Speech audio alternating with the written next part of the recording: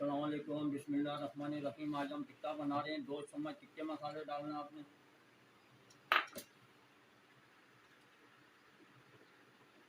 1 کلو کیا نام ہے یہ چکن ہے، اور یہ لال مرچ ہے 1 چمچ۔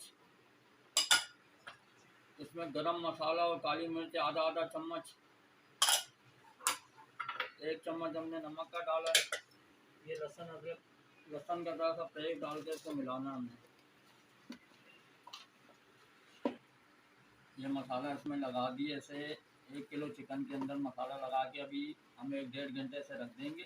یہ دیکھیں اس طریقے سے مسالہ اس میں لگ گیا ہے، اور یہ ہلکی ہلکی سے کٹنگ بھی کرنی ہے اس میں نا، تاکہ مسالہ اس میں بیٹھ جائے۔ اب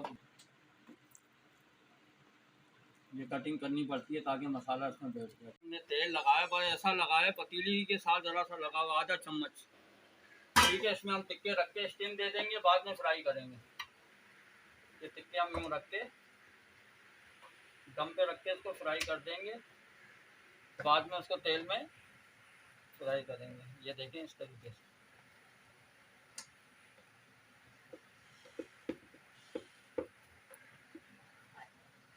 یہ آدھا گھنٹہ ہم اس کو رکھیں گے، اس کے بعد اس کو تیل میں فرائی کریں گے، وہ دکھائیں گے۔ اس طریقے سے اندر سے کچا پن نہیں رہتا، اندر تک سک جائے گا، اوپر سے کڑک کرنے کے لیے، ٹکا بنانے کے لیے، چرگا بنانے، جس طریقے سے ہم یہ اسٹیم کیا ہوا ہے اس کو اب ہم فرائی کر رہے ہیں۔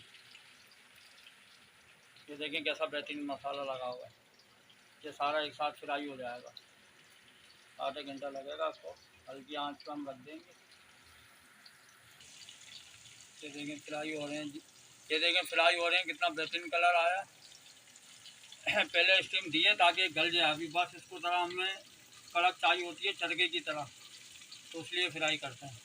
کلر آیا، یہ دیکھیں کتنا بہترین کلر آیا۔